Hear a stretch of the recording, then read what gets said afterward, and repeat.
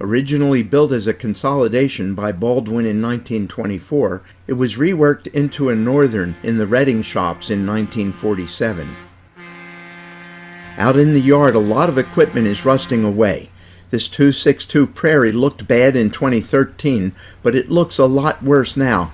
Ironically, it was built by Baldwin in 1914 for use in logging service. Notice the tree growing out of it. Canadian National number 47, a 464T, was built by Montreal.